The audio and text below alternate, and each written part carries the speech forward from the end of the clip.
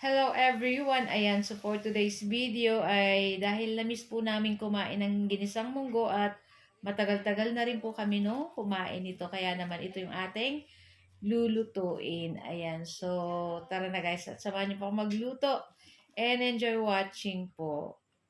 Hello everyone! Ayan, samahan niyo po kami magluto ng ginisang munggo at sinarsahang ribs ng baboy. So mamaya ko pa yan guys upload kasi after nito mag-edit pa tayo. So gabi ko na siya guys upload. So ayan, stay tuned lang po kayo dyan mga kamamshi. Ang aking baby Tereshita, say hi. Hi to them.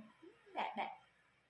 So, ayan na nga yung ating munggo guys. Ayan, napalambot na natin yan. Pinakuluan na natin ng ilang minuto. So, after nating maluto yung ating munggo guys, syempre, kumuha na tayo nitong ating kawali. Ilagay na natin itong ating hinugasang pork. So, konti lang guys ang ilalagay natin kasi panglahok lang naman.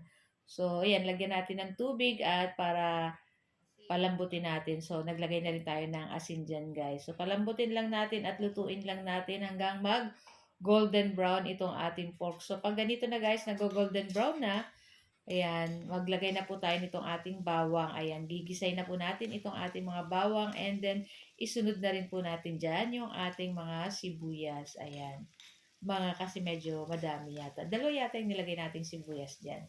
Tapos ayan, halu-haluin lang po natin hanggang lumabas yung aromatic nitong ating bawang at sibuyas. Pagkatapos ay sunod na rin natin dyan yung ating 2 pirasong kamatis. Ayan, medyo mahal po ang kilo ng kamatis ngayon. Ayan, 2 piraso is 10 pesos. Maliit lang. Pero yun na nga.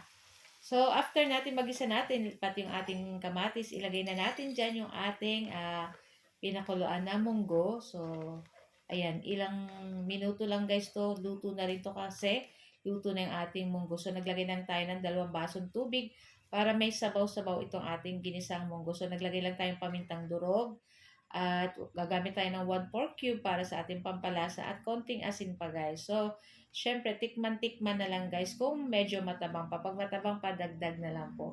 Mas okay na po yung mapatabang kaysa mapaalat.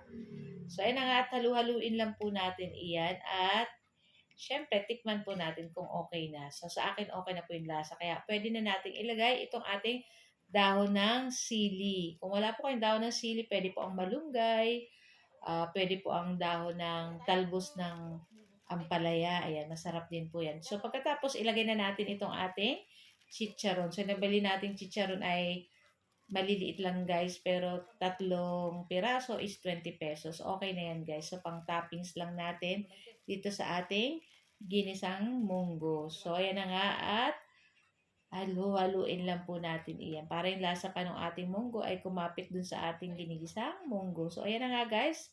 At luto na rin. So, guys, ito lang po ang ating video today. At sana po ay nag-enjoy kayo. Don't forget to like, comment, and share. Thank you for watching. Bye!